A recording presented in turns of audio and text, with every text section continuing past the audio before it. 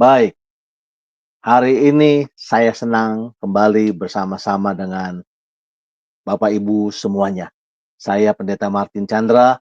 Kita akan sama-sama kepada hari ini belajar kebenaran firman Tuhan, Jesus Way, tentang yang namanya iman.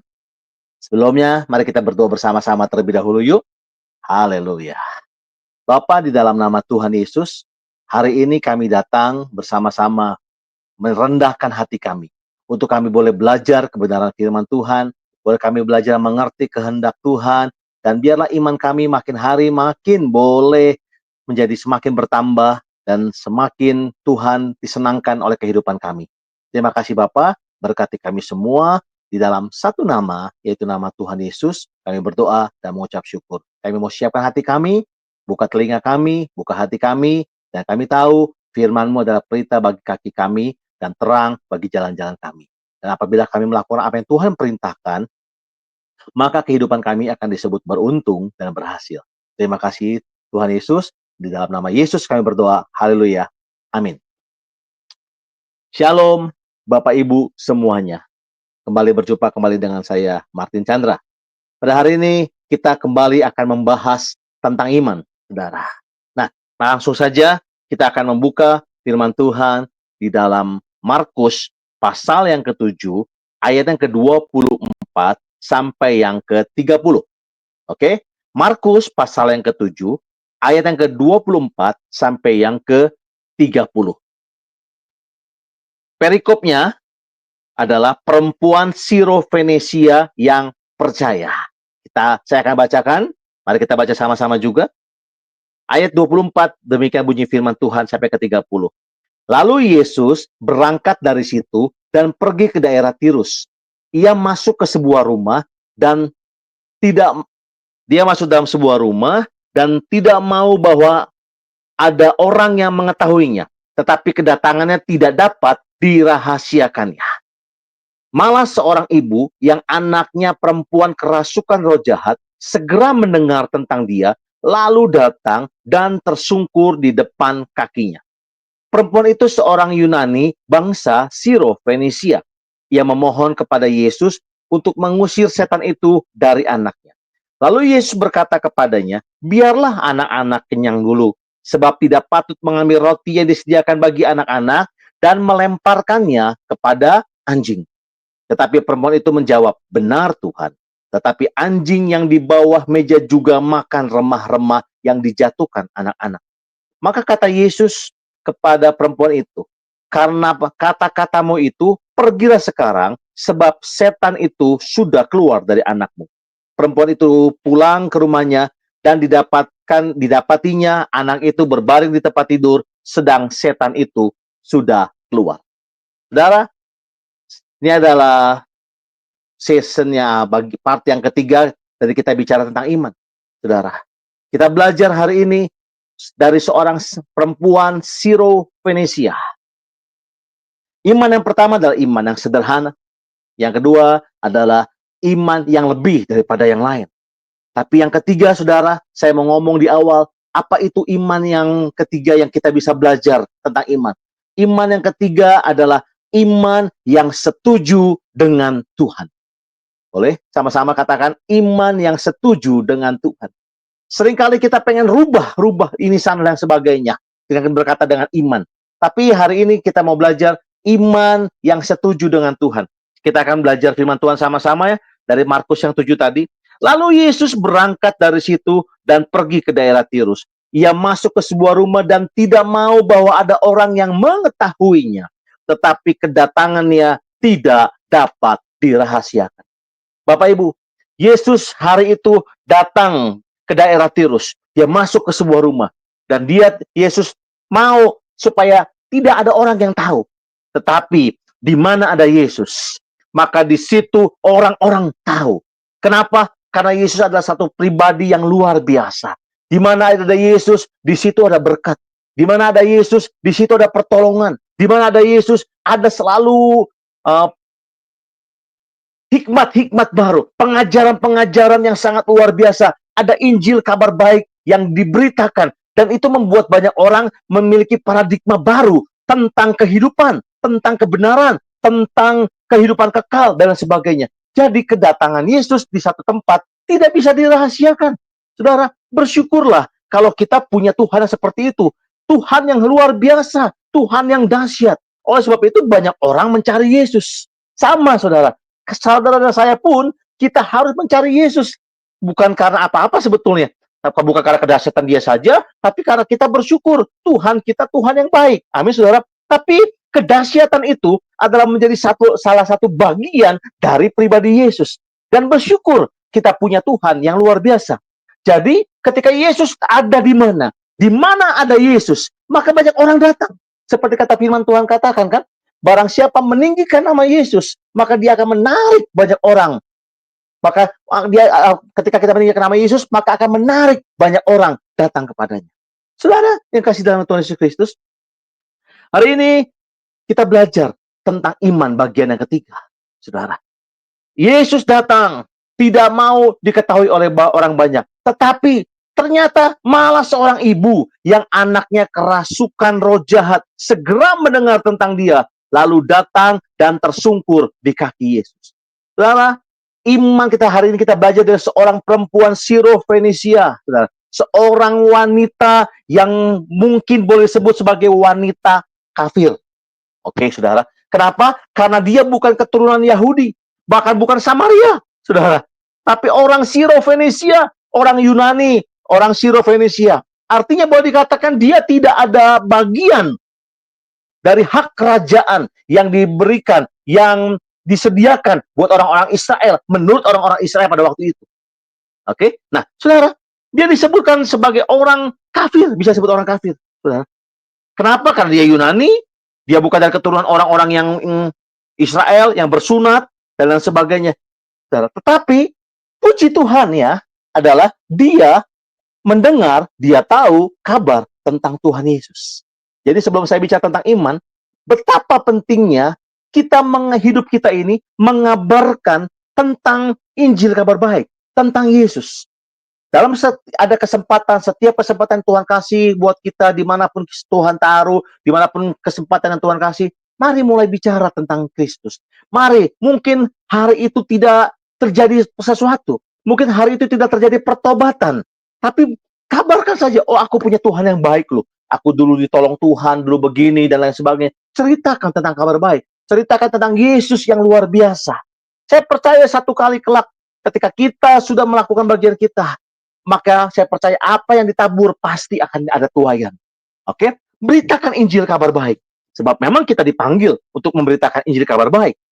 Nah, sama seperti kisah yang kita baca, seorang perempuan Sirofenisia mendengar tentang Tuhan Yesus datang ke daerahnya. Saudara, perempuan itu mendengar bahwa Yesus yang ajaib, yang penuh kuasa. Dulu dia nggak peduli, mungkin dia nggak perlu, dan sebagainya. Tapi hari itu dia punya kebutuhan, dan tidak ada orang yang sanggup untuk menolong dia, yaitu untuk mengusir roh jahat yang ada pada anaknya. Tapi ketika ada mendengar kabar tentang Tuhan Yesus, ada Yesus, dia tahu ada pengharapan, ada jalan keluar, ada mujizat di dalam nama Yesus. Yang mengerti katakan amin. Amin, saudara. Nah, kemudian saudara, wanita itu mendengar tentang Yesus. Ketika wanita Sirofenisia itu datang sama Yesus, kita belajar dari perempuan ini. Dia datang langsung tersungkur, dikatakan. Mendengar tentang dia, maka dia Yesus mendengar tentang Yesus, maka perempuan Samaria itu perempuan Sirofenisia itu datang dan dia tersungkur di depan kaki. Dia nggak banyak omong, dia nggak banyak hal-hal membuat aksi inilah basa-basi. Yang dia lakukan pertama, dia tersungkur di bawah kaki Yesus.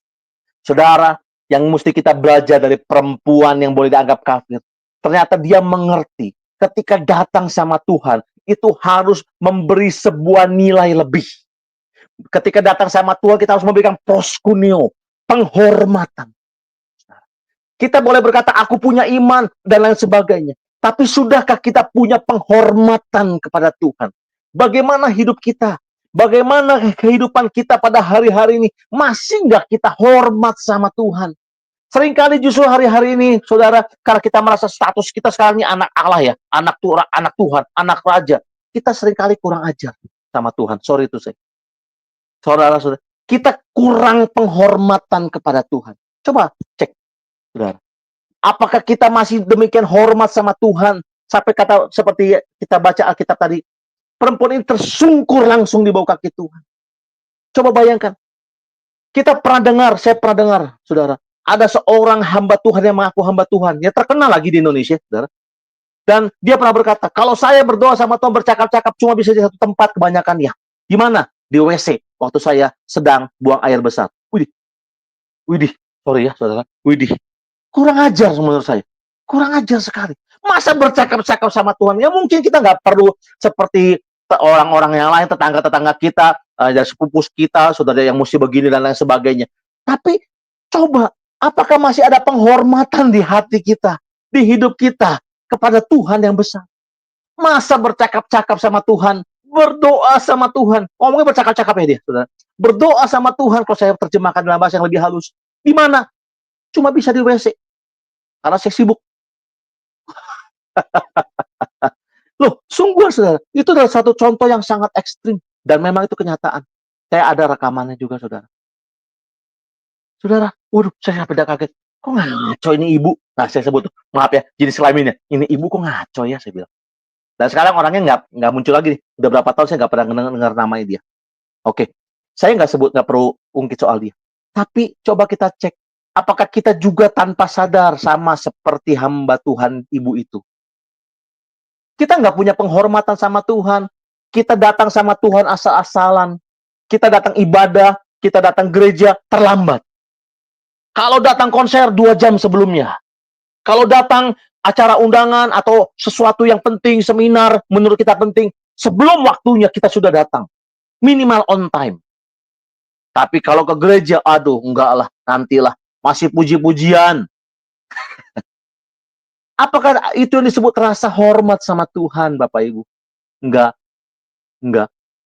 Hari ini Tuhan mau ingatkan buat saya, buat kita semua. Gimana rasa hormat kita? Bagaimana sikap kita berdoa?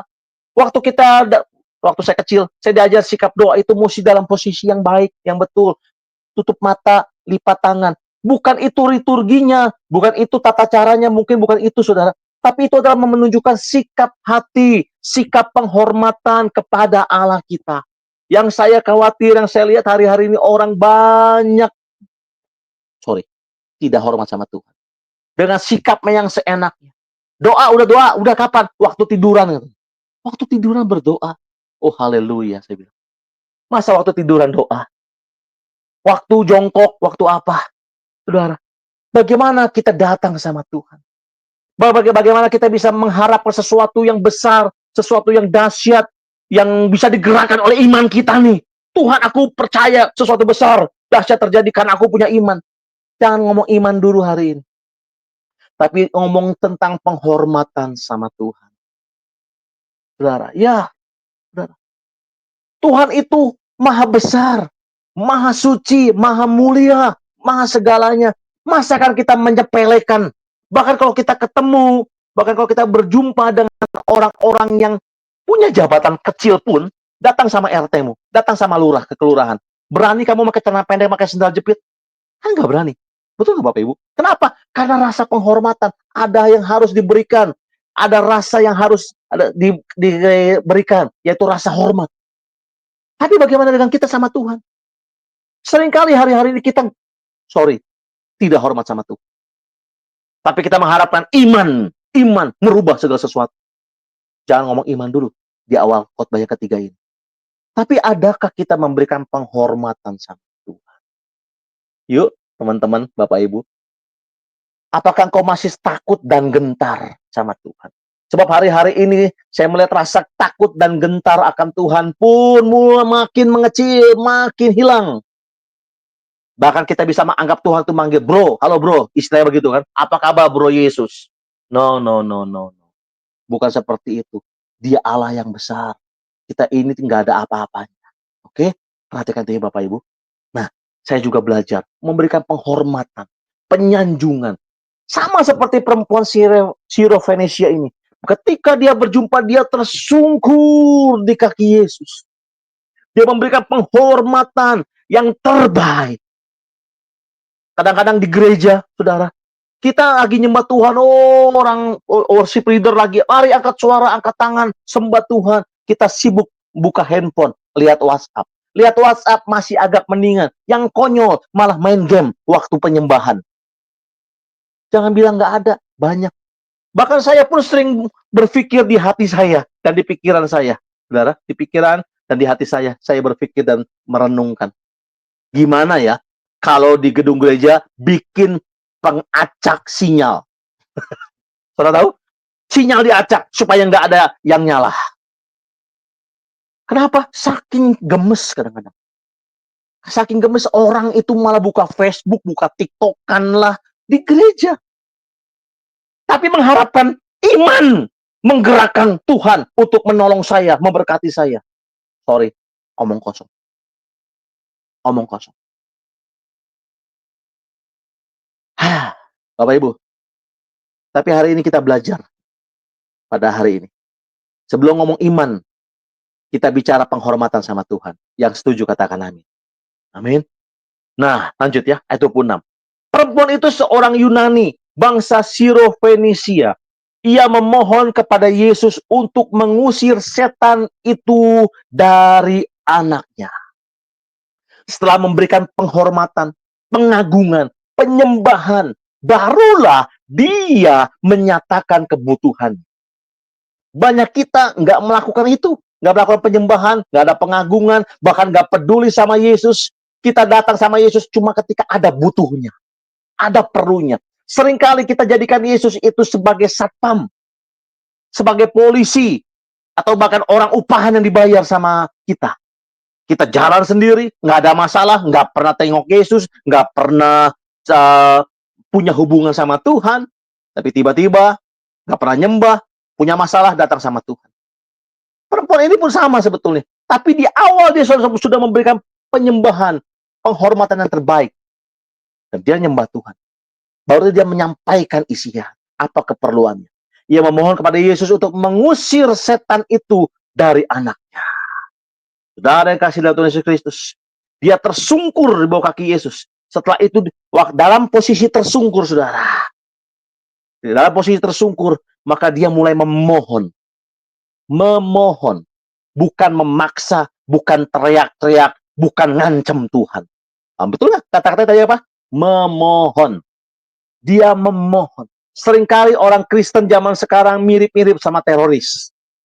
Bahkan kadang-kadang setan juga takut mungkin sama orang Kristen. Bukan karena kuasanya, tapi karena seperti teroris. Dan kita menjadikan Tuhan itu seperti tidak ada harganya. Kita ngancam-ngancam Tuhan. Oke? Tapi lihat perempuan ini. Dia memohon. Bapak Ibu, hari ini saya sebagai hamba Tuhan diingatkan. Dan mengingatkan juga sama-sama kita hari ini. Supaya kita memberikan penghormatan. Ketika kita berdoa sama Tuhan tuh, artinya kita memohon. Seringkali orang lupa bahwa berdoa itu hakikatnya adalah meminta, bukan memaksa. Amin.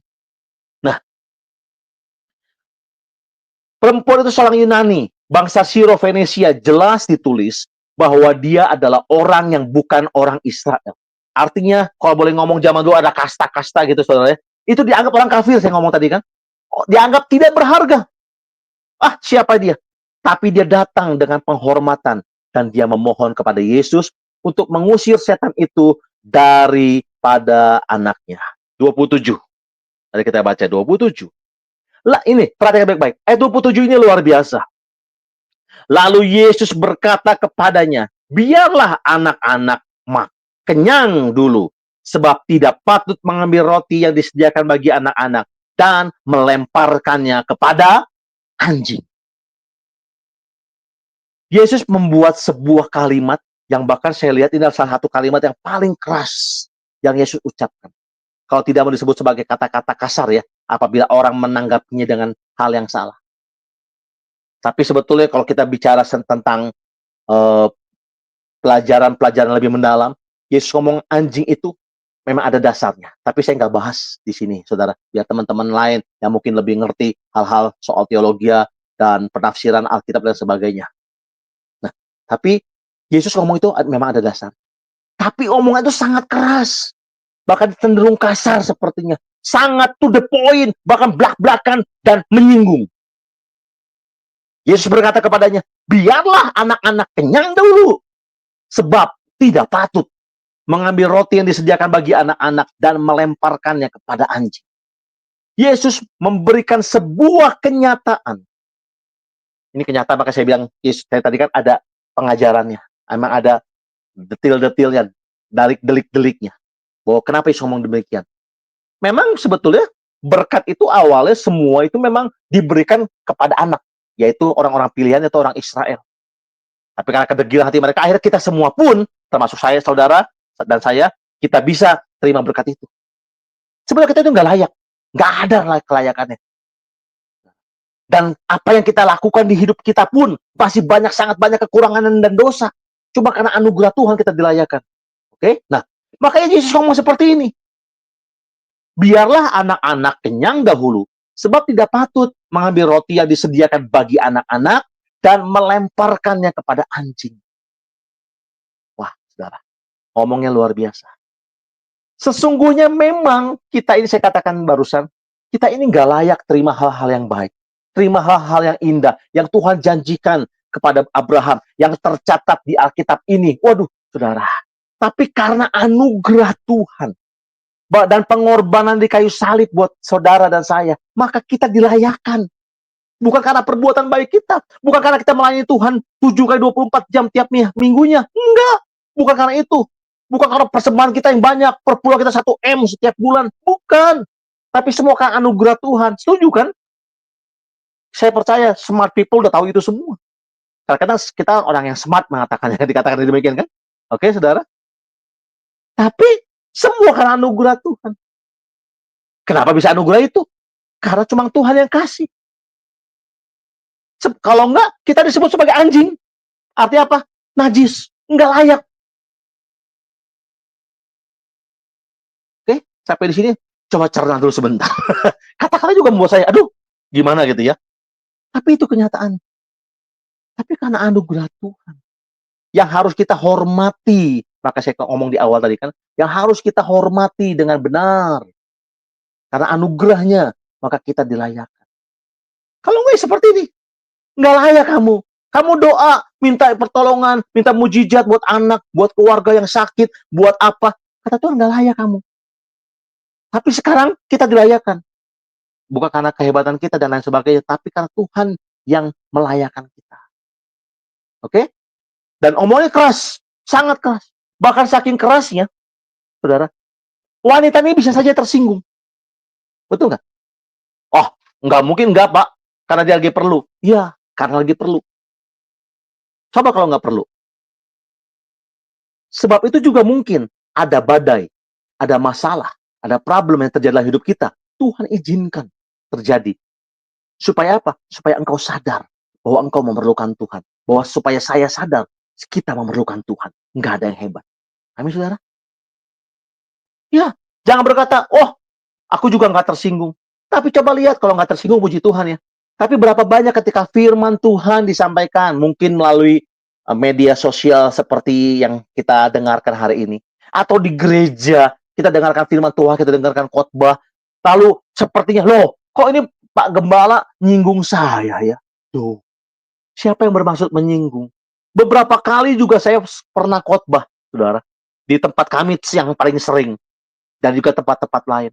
Ada firman Tuhan yang demikian nemplak, bahkan menemplak para penatua, menemplak gembalanya. Saya pun pernah, ketika ada orang datang, itu firman Tuhan seperti plak gitu kan ke saya. Waduh, ini kok nyindir gua ya? Ngerti maksud saya kan? Enggak, saya mau kasih tahu.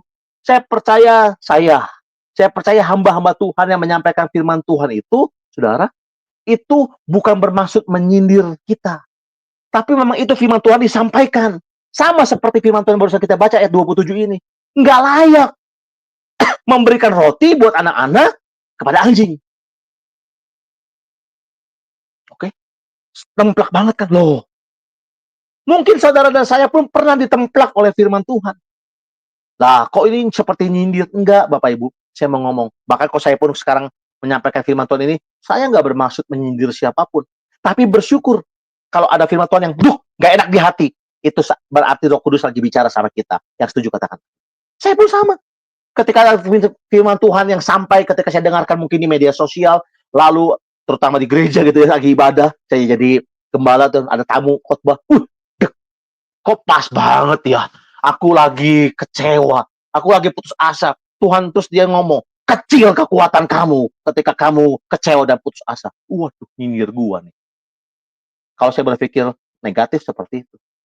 Tapi ketika saya melihat bahwa itu adalah suara Tuhan yang disampaikan, itu kebenaran yang disampaikan, saya menerimanya dan hidup saya diubahkan. Oke? Nggak layak katanya. Tapi lihat coba responnya. Seringkali kita berespon salah. Ada sebuah slogan ya gitu ya. Ya, slogan seperti itu, slogannya berkata, bukan benar atau salah, tapi respon. Ya, bagaimana respon kita? Lihat 28 ayat berikutnya. Boleh dibuka ayat 28? Baik, terima kasih. Respon dari perempuan ini ketika disebutkan, gak layak kamu. Gak layak kamu itu seperti anjing. 28 dikatakan apa? Tetapi perempuan itu menjawab, benar Tuhan. Wah, hebat. Amin. Jawabannya apa? Benar Tuhan. Titik. Wah, kita ngerti apa artinya titik? Dia nggak lagi ngomong basa-basi, dia nggak nego-nego lagi, dia nggak coba berdebat lagi. Tapi kan Tuhan, tapi begini, begono. No. Dia langsung berkata ketika firman Tuhan disampaikan, kebenaran disampaikan, memang nggak layak. Ngerti ya? Memang nggak layak. Memang nggak layak. 3 kali saya ngomong. Dan ketika dia mendengar itu, dia tahu dengan jelas. Sehingga dia berkata, benar Tuhan.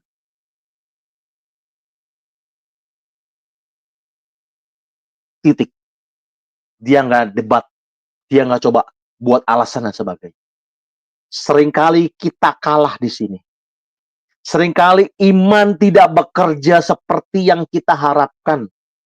Karena kita tidak seperti ini. Tidak titik. Ketika Tuhan ngomong sesuatu, ketika Tuhan sampaikan sesuatu, dan sepertinya tidak seperti keinginan hati kita.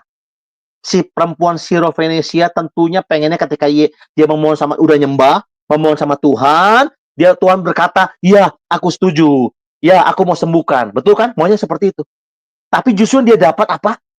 Sepertinya penghinaan. Tapi itu adalah kebenaran firman Tuhan, memang gak layak sebetulnya. Dan apa jadi saudara? Akhirnya dia berkata apa? Benar Tuhan. Loh, responnya luar biasa. Ini yang membuat Yesus kagum. Seringkali kita kalah di sini. Seringkali kita ketika kita berdoa, sudah sembahyang, udah menyembah Pak Martin. Saya sudah menghormati Tuhan, udah memuja Tuhan, saya punya persekutuan pribadi dengan Tuhan dan bla bla bla bla, dan sudah berdoa, sudah memohon bla bla bla bla sama Tuhan.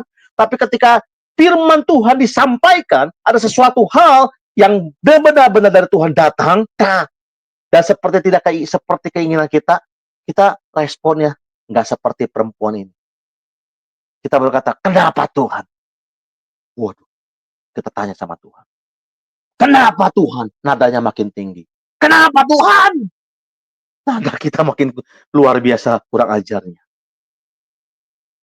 Lalu, coba lihat. Perempuan ini nggak banyak berontak.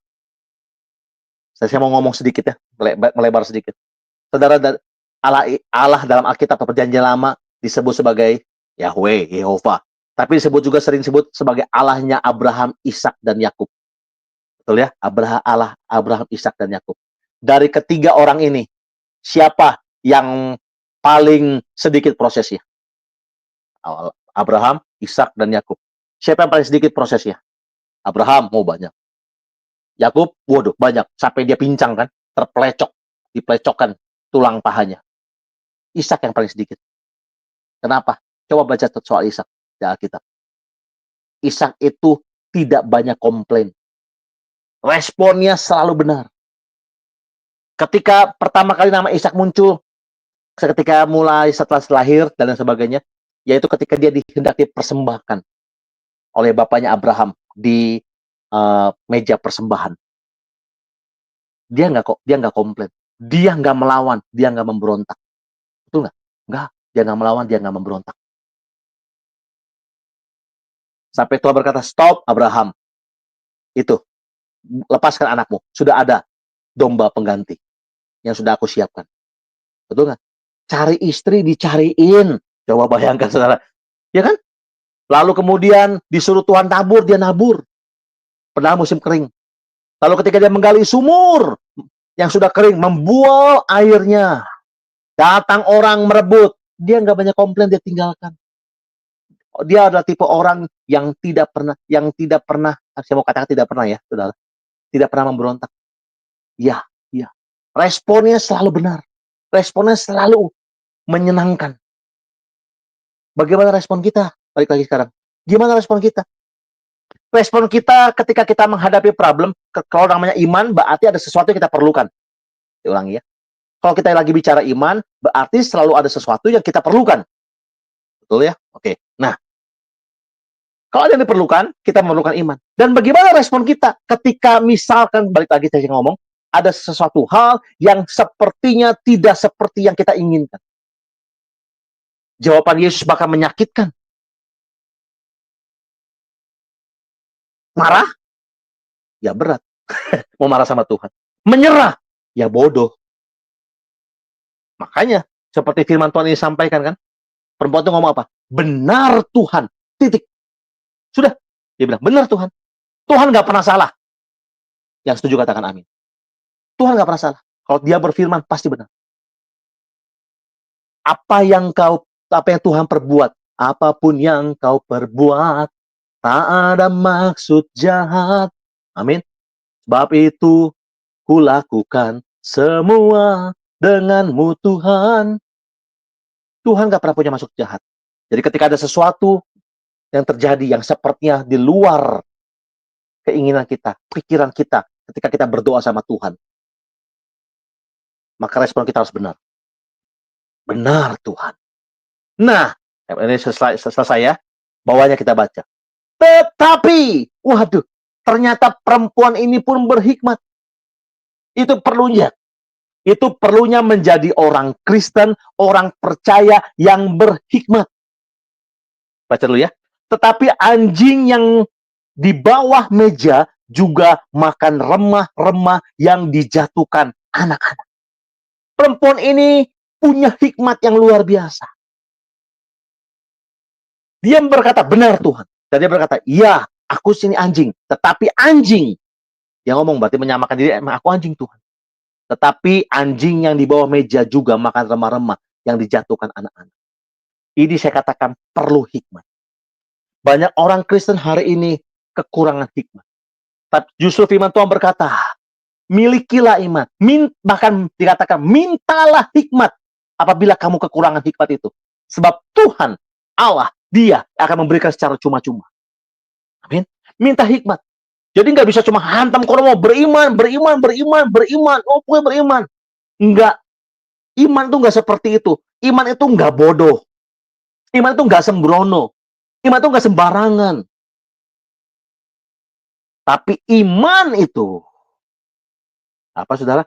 Iman itu memiliki dasarnya. Dasarnya apa? Firman Tuhan. Kalau saudara meminta sesuatu yang di luar firman Tuhan, saudara sampai nangis darah pun, saya mau berkata sebagai hamba Tuhan, tidak akan terima. Dasarnya harus firman Tuhan. Sebab itu harus minta hikmat sama Tuhan. Tuhan, tolong saya berdoa dengan iman. Tolong saya Tuhan. Ada hikmat Tuhan. Perempuan itu berkata, tetapi anjing yang di bawah meja juga makan remah-remah yang dijatuhkan anak-anak. Waduh, saudara. Ini perempuan luar biasa. Perempuan kan gampang tersinggung. Mohon maaf ya. Saudara, perempuan gampang tersinggung. Disebut anjing. Dia berkata, benar Tuhan. Dia nggak bantah. Bahkan dia berkata, memang aku anjing Tuhan. Aku nggak layak artinya. Aku ini nggak layak. Tapi, nah dia ngomong itu kan. Anjing yang di bawah meja juga makan remah-remah yang jatuh. Nggak perlu banyak-banyak tuh. Sedikit saja. Luar pasti cukup. Masa sedikit cukup? Cukup mas saudara? Kalau remah-remah dari Tuhan datang dalam hidup kita. Cukup. Karena apabila kamu punya iman sebesar biji sesawi saja, kamu bisa memindahkan gunung, kata firman Tuhan. Halo. Ya, saudara. Dia punya respon yang benar. Dan dia setuju dengan firman Tuhan. Saudara, hari ini, bagian yang ketiga, iman itu berarti setuju dengan Tuhan. Setuju dengan firman-Nya. Kalau kamu nggak setuju, kalau kita nggak setuju dengan firman Tuhan, maka nggak bisa terjadi sesuatu. Yang harus saudara dan saya belajar hari ini, minta hikmat, belajar Alkitab. Bukan cuma dari dengar kata orang, bukan cuma mereka-reka, mengira-ngira, atau bahkan mengada-ngada. Sorry. Banyak orang akhirnya cuma mengira-ngira, mereka-reka, dan mengada-ada ketika berkata, aku punya iman. Padahal nggak ada dasar. Firman Tuhan ya maksudnya. Memang iman ada dasar dapat sesuatu. Tapi mari belajar hari ini menjadi Kristen makin dewasa. Saudara, bukan mengada-ada, tapi kita berkata, Tuhan firman-Mu berkata loh, barang siapa yang sakit, maka bilu-bilu Yesus disembuhkan. Aku sudah jaga kesehatan loh Tuhan. Jangan justru hidup sembrono ya, hajar makan, nggak pernah olahraga, makan sembarangan, merokok nggak berhenti, mungkin salah satunya gitu kan, minum minuman yang manis dan sebagainya, dan ketika sakit, nyalahkan Tuhan. Enggak. Dan minta sembuh sama Tuhan. Aku beriman, Yesus sembuhkan. Dan ketika nggak sembuh, kecewa.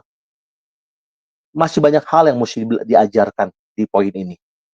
Tapi saya mau hanya ambil yang singkat. Iman itu setuju dengan firman Tuhan.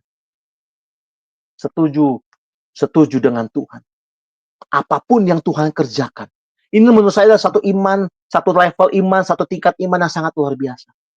Sama seperti Yesus berdoa, bukan kehendakku yang jadi, biarlah kehendakmu Bapa yang terjadi.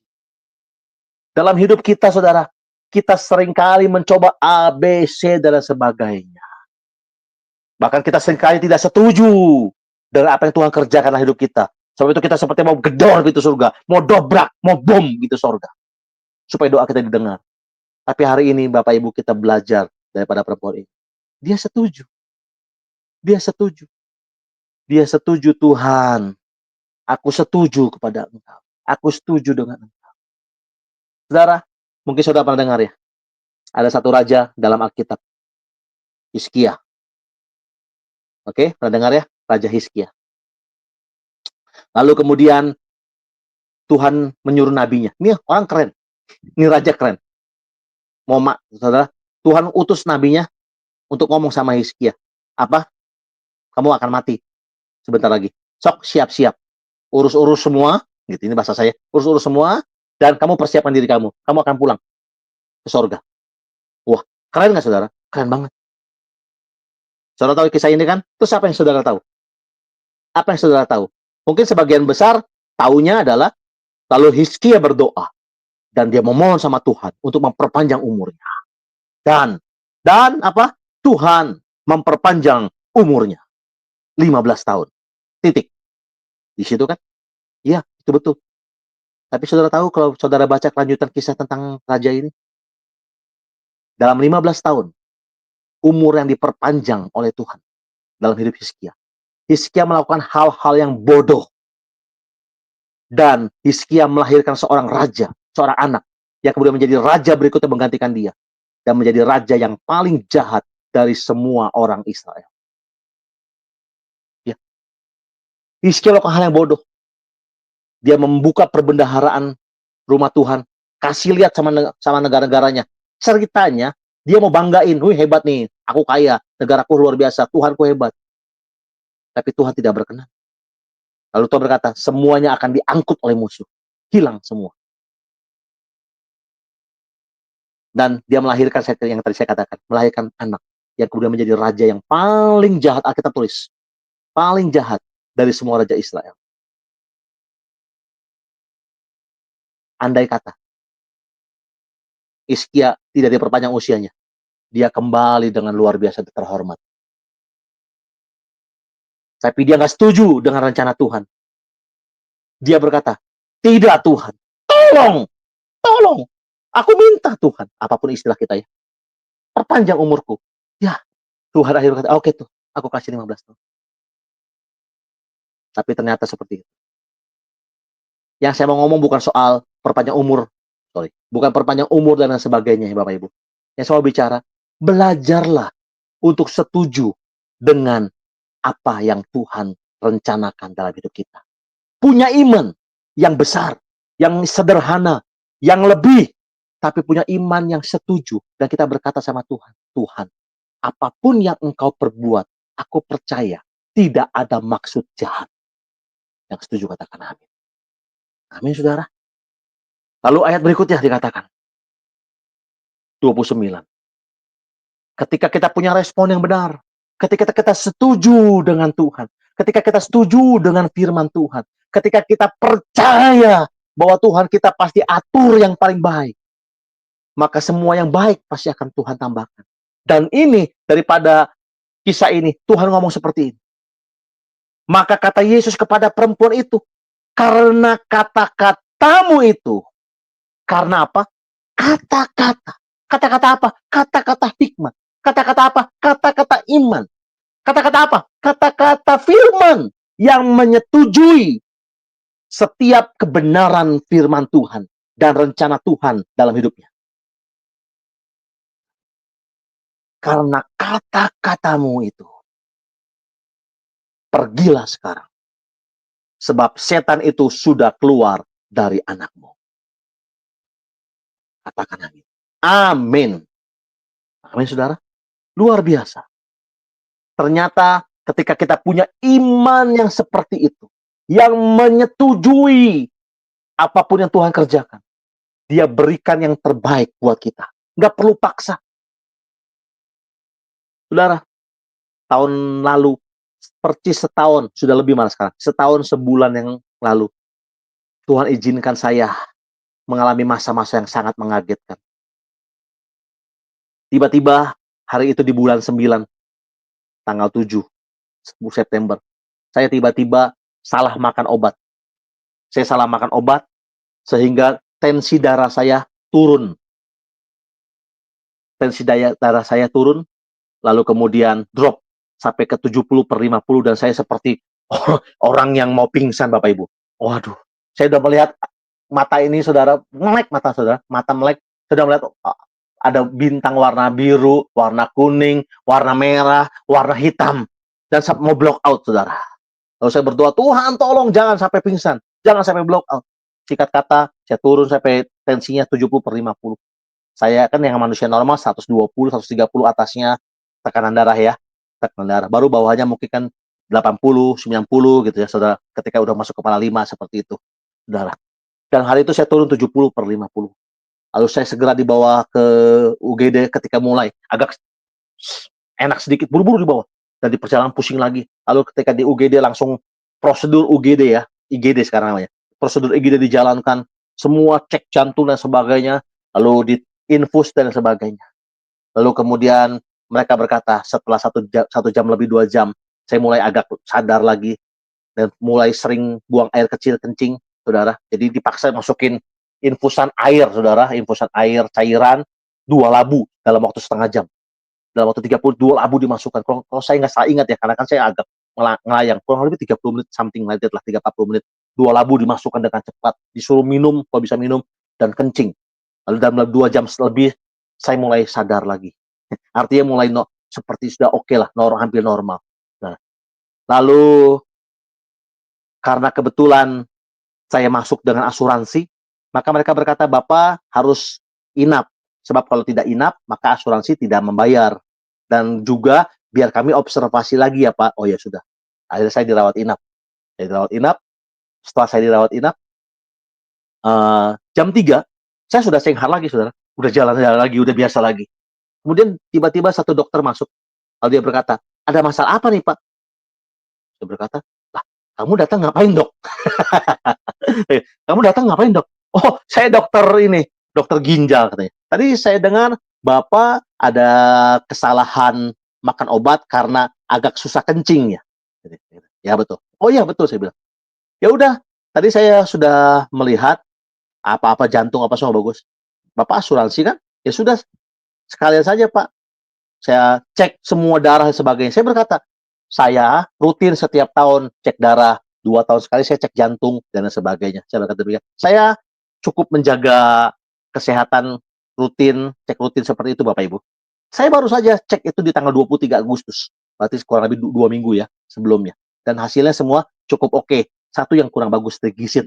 Oke, ya. Nah, kemudian akhirnya apa yang terjadi? Dia berkata, "Sudah, oh darah sudah, ya sudah kalau gitu. Mana hasilnya?" Ini saya bilang. Kalau gitu Bapak cek ginjal, udah USG ginjal belum? Sama prostat? Belum. Saya bilang, ya sudah ya. Besok pagi cek USG ginjal dan prostat. Oke, saya bilang. Lalu ngiduplah saya. Sudah, pagi malam itu teman-teman ada berapa yang teman datang, kita udah ketawa-ketawa, udah haya, nggak ada apa-apa. Sudah, cuma karena salah makan obat, nggak ada gejala apa-apa, nggak, saya tidak merasakan apa-apa. Itu hari Kamis. Lalu Jumatnya saya masuk ke ruang USG dan dokter menemukan ada sesuatu di ginjal sebelah kiri saya. Dia berkata, "Pak, ini ada benjolan di ginjal Bapak." "Oh ya?" Saya bilang, "Apa?" "Nanti biar dokter ginjal yang menjelaskan," kata si dokter USG. "Oh ya sudah," dia bilang. Singkat kata, prostat aman ya Pak. Lalu saya disuruh balik lagi ke kamar, dokter masuk. Lalu dokter itu singkat kata bertanya, "Kepada siapa saya mesti menjelaskan?" Dia bilang, "Ngomong sama saya aja." "Kenapa dok? Ada benjolan ya?" "Oh, Bapak sudah dengar?" "Enggak, saya baru dengar sedikit." Dokter ini memang agak luar biasa, to the point. Dia berkata, "Oh iya Pak, saya mau ngasih tahu, itu ada kanker Pak, di ginjal Bapak, 6 senti." Hah? Terus saya berkata, "Loh dok, nggak salah? Nggak, kemungkinan besar nggak salah. Kalau mau pasti, Bapak CT scan besok." Hah? Terus dia tanya, "Bapak ada gejala nggak?" "Nggak ada." "Suka kencing, pernah kencing, mohon maaf ya, kencing buang darah? Ada darah?" "Nggak ada." Terus sakit pinggang yang nyeri, nggak tertahankan atau seperti dipukul gitu? "Nggak pernah." "Ya berarti," itu dokter ngomong apa? "Berarti Bapak beruntung." "Beruntung Pak?" "Iya. Biasanya orang ini ketahuan emang cuma dua. Satu adalah seperti cek seperti ini. Yang kedua, yang pertama ngecek ya, seperti sekarang. Yang kedua adalah karena sudah ada gejala. Kalau gejala, saya melihat itu sudah menyebar cancer. 1 jam Bapak Ibu. Saya bukan pendeta yang luar biasa, saya bukan manusia keren yang mendengar ada kanker, terus wah haleluya, saya akan pulang ke sorga, saya akan tinggalkan istri, anak-anak, dan semua yang Tuhan kasih, dan saya ketemu Yesus di sorga. Enggak. Saya nggak sehebat itu. Saya Martin cuma manusia biasa. Saya tremble Bapak Ibu. 1 jam badan saya gemetar. Gak disuruh, dia goyang sendiri. Aduh, kenapa? Bukan karena, aduh, aku kena ya. Aduh, 1 jam sudah, kayak orang bingung. Lalu kemudian ada istri saya, ada orang tua saya, mereka menguatkan, mereka mengatakan kata-kata iman, dan lain sebagainya. 1 jam, saya bisa melewati lembah itu. Kalau ada orang yang seperti saya berkata ya, yang lain terserah. Tapi saya 1 jam itu lembah kelam. Terus saya berkata, ya sudah. Besoknya saya masuk, besoknya saya masuk lagi CT scan. Setelah CT scan selesai, saya pulang di Sabtu kan akhirnya. Kamis masuk rumah sakit, Jumat saya USG, Sabtu CT scan. Saya Sabtu pulang, Minggu pagi saya khotbah, Minggu malam saya pergi ke Bangkok. 10 hari jalan-jalan ke Bangkok. 10 hari. Memang karena sudah di schedule sudah. Nggak ada rasa apa-apa, nggak ada gejala. Lalu saya pulang, setelah itu saya ambil CT scan dan rapotnya merah. Betul. Dokter ngomong, ini cancer. 6 senti kurang lebih.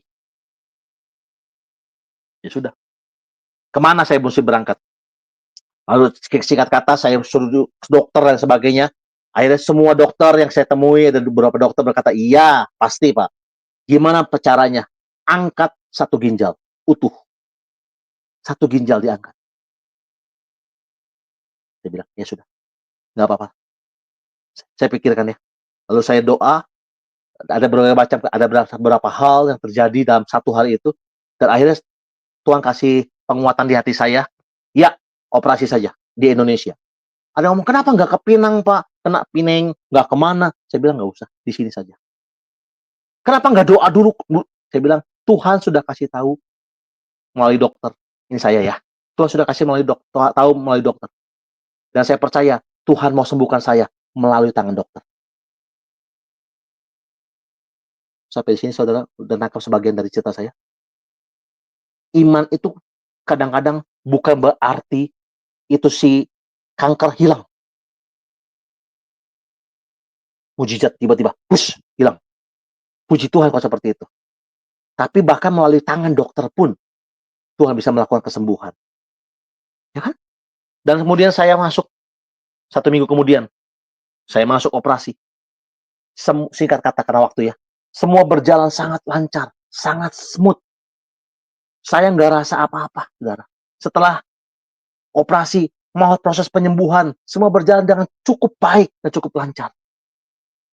Jadi ketika sekarang banyak orang tanya sama saya, bagaimana rasanya Pak Martin? Saya nggak punya rasa apa-apa. Yang saya tahu tiba-tiba saya hilang 1 ginjal. Kenapa? Enggak.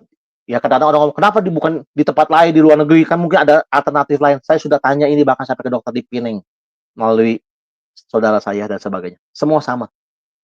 Dan saya tidak menanya sama Tuhan. Kenapa saya Tuhan? Kenapa saya yang mesti kena? Saya nggak tanya begitu. Kenapa? Kenapa? Karena saya ingat, saya pernah khotbah. Ada satu, saya lupa namanya. Cuma saya pernah khotbah gini. Ada satu pemain tenis dunia. Kulitnya nggak putih. Dia kalau nggak salah campuran. Satu petenis dunia, dan dia pernah menjadi juara Wimbledon. Kejuaraan tenis paling bergengsi di seluruh dunia.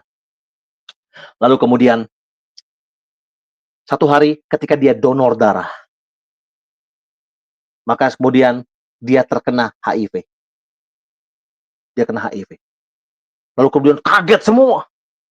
Lalu ketika dia diwawancara oleh oleh wartawan dan oleh teman-temannya, dia berkata, aku tidak menyalahkan siapapun. Bahkan aku tidak bertanya sama Tuhan, mengapa aku? Kenapa? Kata teman-temannya. Kenapa kata wartawan? Dia ngomong gini, di dunia ini ada jutaan pemain tenis yang orang bermain tenis. Ada puluhan ribu orang yang bisa bermain tenis dengan sangat baik. Ada ribuan orang atlet tenis. Ada ratusan orang yang sangat luar biasa main tenis di seluruh dunia. Tapi tidak banyak orang menjadi juara Wimbledon. Paling bergengsi di kejuaraan tenis. Dan saya nggak pernah tanya, kenapa saya bisa menjadi juara Wimbledon Tuhan? Saya tahu, karena anugerah Tuhan. Sebab itu, ketika sekarang saya mengalami hal yang sepertinya kurang baik atau tidak baik sekalipun, saya nggak tanya sama Tuhan. Saya pernah khotbahkan itu. Saya juga nggak pernah tanya nih, Martin nggak pernah tanya, kenapa saya Tuhan bisa pergi jalan-jalan ke Singapura, bisa ke Australia, sekolahin anak ke Australia, kenapa bisa ke Eropa, kenapa saya bisa menikmati berkat orang ini. Saya nggak pernah tanya sama Tuhan. Makanya saya ingat banget, waktu itu saya berkata, aku ingat khotbah itu. Dan saya pun nggak tanya sama Tuhan. Menjadi bagian saya cuma berkata, Tuhan, benar Tuhan. Apapun yang kau perbuat dalam hidupku, tidak ada maksud jahat. Itu yang saya lakukan ketika baru dengar pertama kali. Dan akhirnya puji Tuhan Bapak Ibu, setahun sudah berlalu lebih. Kemarin saya baru CT scan, berapa bulan, 2-3 bulan lalu. Hari ini semuanya baik adanya. Boleh berikan kemuliaan buat nama Tuhan. Amin. Baik. Setiap tahun memang saya harus periksa lagi. Dan doakan ya, saya terus berdoa. Doakan juga supaya saya terus sehat. Amin saudara. Kemarin CT scan semua bagus, tidak ada penyebaran dan sebagainya. Saudara ngerti, 1 ginjal diangkat utuh. Utuh. Di luar ginjal itu baru dipotong, dibuka. Mana? Oh ya, ini betul kansernya. Di patologi. Ya, stadium 2. Dan puji Tuhan, tidak menyebar.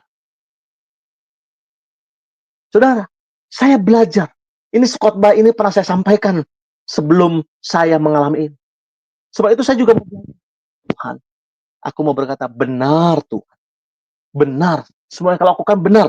Semua yang Tuhan kerjakan benar. Sehingga ketika saya mengalami ini pun, ketika saya mesti mengalami masuk ke dalam meja operasi sekalipun, itu benar Tuhan. Dan di situ pun Tuhan sanggup tolong saya. Dan semua berjalan dengan baik. Bapak Ibu, kalau engkau punya iman yang setuju dengan Tuhan, yang setuju dengan firman Tuhan, maka saya percaya, hidup saudara dan saya pasti selalu dapatnya yang baik. Selalu hasilnya happy ending. Tuhan atur yang terbaik. Minggu pertama saya ngomong, Kita nggak mungkin bisa ngerti Tuhan dengan otak kita yang cuma segede bapau. Mau memasukkan tentang Allah, Tuhan yang besar ke dalam otak kita yang kecil. Menjadi bagian kita cuma percaya, punya iman sederhana. Amin. Dan hari kita belajar, punyalah iman yang setuju dengan Tuhan.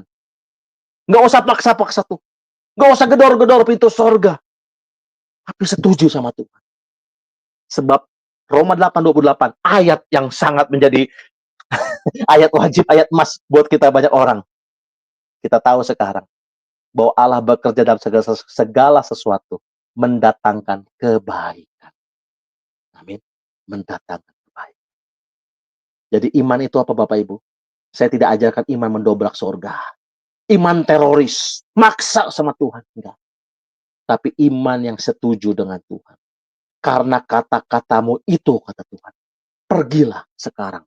Sebab setan itu sudah keluar dari anakmu. 30. Terakhir.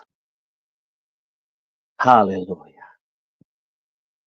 Perempuan itu pulang ke rumahnya. Lalu didapatinya anak itu berbaring di tempat tidur. Sedang setan itu sudah keluar.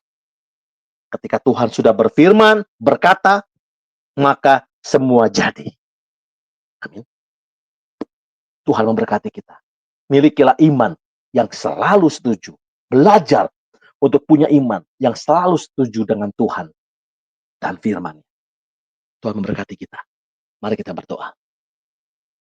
Bapa, dalam nama Yesus, kami sudah belajar mendengarkan kebenaran firman Tuhan. Biarlah kami punya iman yang setuju dengan Tuhan. Sebab kami tahu bukan rancangan kami yang terjadi, tapi biarlah rancangan Tuhan yang terjadi. Kami mau serahkan hidup kami dalam tangan-Mu. Kami ini manusia terbatas. Kami mengerti sedikit sekali. Banyak hal kami tidak ngerti Tuhan. Tapi Tuhan ngerti, melihat, tahu semuanya. Sebab itu kami mau serahkan hidup kami dalam tangan-Mu.